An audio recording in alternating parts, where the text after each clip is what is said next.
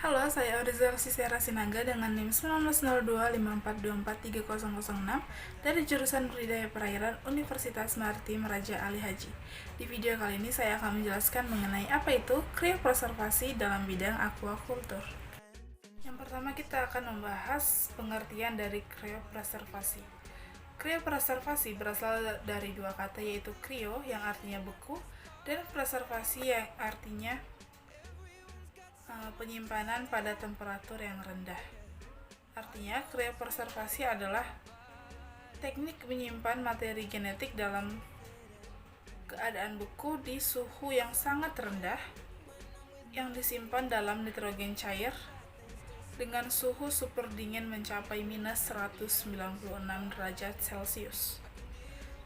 Kriopreservasi ini merupakan salah satu teknik atau proses penghentian sel sementara tanpa merusak sel tersebut dengan cara menggunakan suhu super dingin. Dan ketika sel yang beku dicairkan kembali, maka akan berfungsi dengan normal. Tujuan utama dari teknik ini adalah untuk menyimpan, memelihara, dan menjamin kelangsungan hidup suatu materi genetik. Selanjutnya kita akan membahas tentang bentuk penerapan kriopreservasi. Bentuk penerapan kriopreservasi dalam budidaya perairan. Dalam bidang budidaya perairan atau aquaculture, teknik ini dipergunakan untuk menyimpan materi genetik seperti sel sperma ikan dalam jangka waktu yang panjang untuk pengangkutan jarak jauh. Dan teknik ini memberikan efisiensi dalam penyimpanan sperma untuk keperluan pembenihan, penelitian, pengangkutan, dan pelestarian hewan yang hampir punah.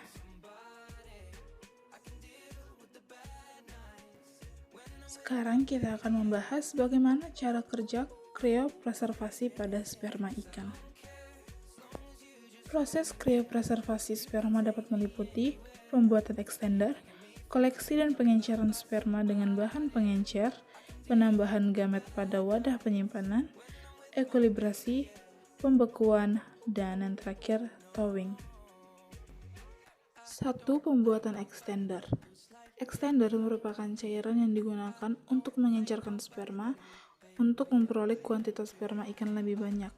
Contoh larutan extender yang sudah digunakan yaitu NaCl, KCl, madu, dan glukosa.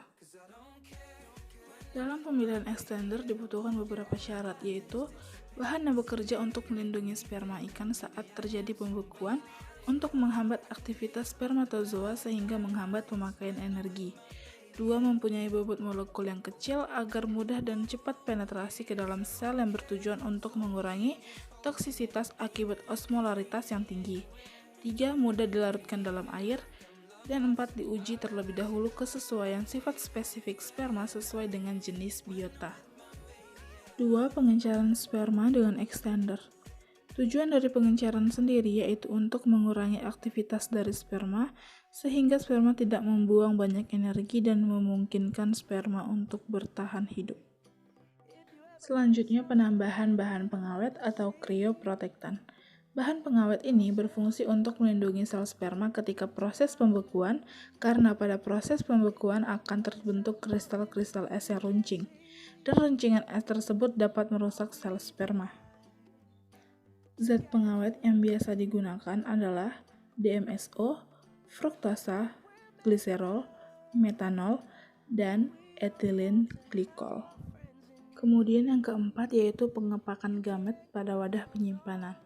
Wadah penyimpanan yang biasa digunakan adalah tabung sentrifuge. Tabung sudah diisi dengan semen dan ditutup rapat dan dimasukkan ke dalam cool box. Yang kelima, ekuilibrasi. Ekuilibrasi adalah waktu penyesuaian suhu dari 3 derajat Celcius ke minus 5 derajat Celcius dalam bahan pengencer menuju ke suhu tetap yaitu minus 196 derajat Celcius yang dilakukan dalam waktu kurang lebih 3 jam. Yang keenam, pembekuan sperma. Pembekuan sperma memerlukan bahan seperti cairan nitrogen. Penggunaan cairan nitrogen dipercaya dapat mempertahankan suhu minus 196 derajat tersebut. Wadah yang digunakan untuk pembekuan bisa berupa styrofoam box atau nitrogen tank.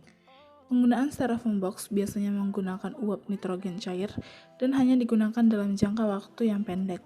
Sedangkan penggunaan nitrogen tank, itu pipetnya dimasukkan ke dalam sebuah alat berbentuk tabung, kemudian dimasukkan ke dalam tangki nitrogen.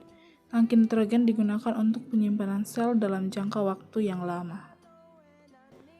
Yang terakhir, pengenceran kembali atau thawing. Pencairan ini dilakukan untuk mengembalikan sel dalam keadaan semula yang dilakukan apabila ingin menggunakan sel sperma tersebut. Thawing dilakukan di dalam pemanas air dalam suhu dan waktu yang tertentu. Keberhasilan kriopreservasi sperma ditentukan oleh beberapa faktor, yaitu extender, krioprotektan, rasio pengenceran, laju pembekuan, dan larutan pengencer. Untuk lebih memahami proses dari kriopreservasi, lebih baik kita melihat video berikut.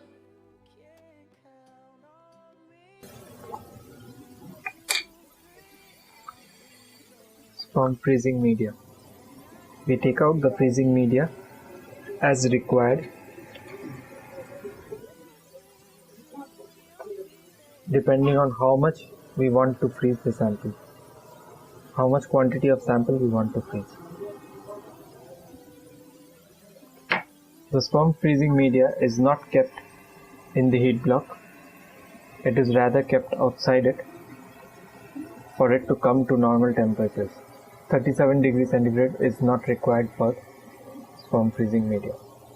This is the semen sample mixed with washing media.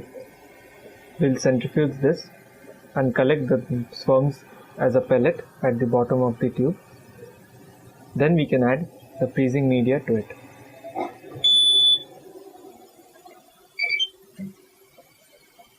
The pellet contains motile and non-motile sperms which can be freezed using the freezing media. We throw the supernatant off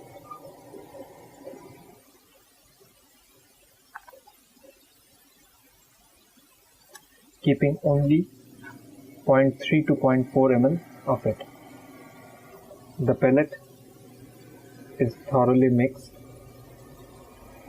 The freezing media is then added drop-wise over the pellet.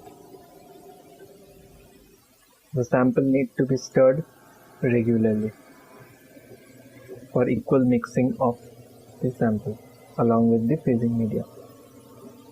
The pellet, after mixing with the freezing media, needs to be kept at normal room temperature for 10 minutes. This is a semen freezing vial. The sample mixed with freezing media is put in this vial.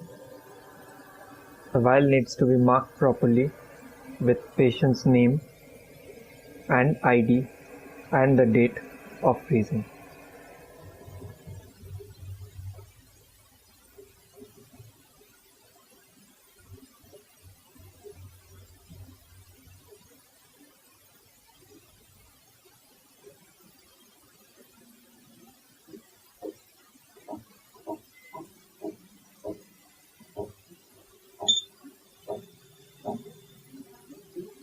The sample is now kept in liquid nitrogen vapor for 20 minutes.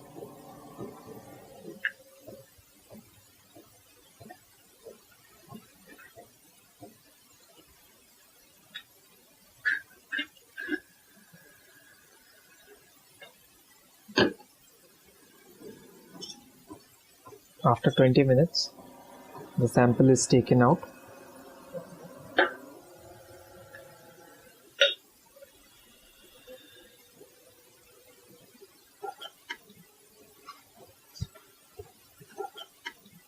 The sample is now kept in liquid nitrogen for future use.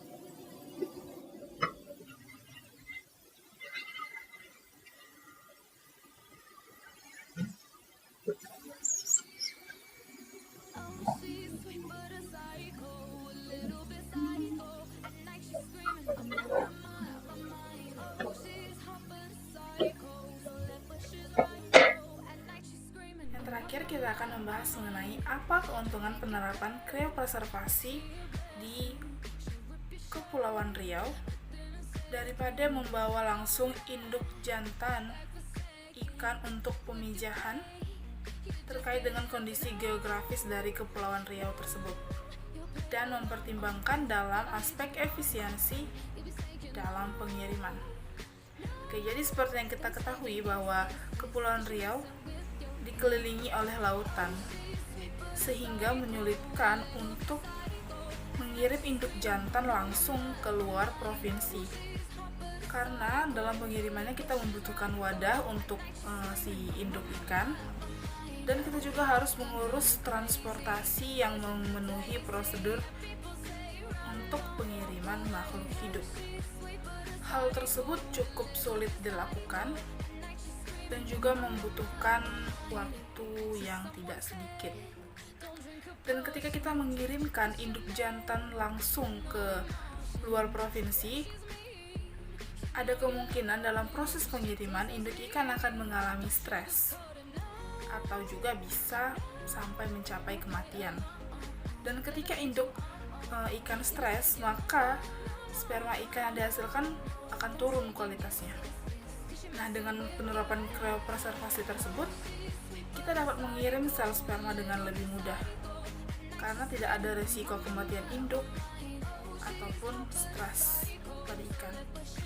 Kita cukup mengambil sampel dan kita dapat mengirimnya langsung ke. Baik, demikian penjelasan dari saya mengenai kriopreservasi dalam bidang aquaculture. Semoga bermanfaat dan terima kasih.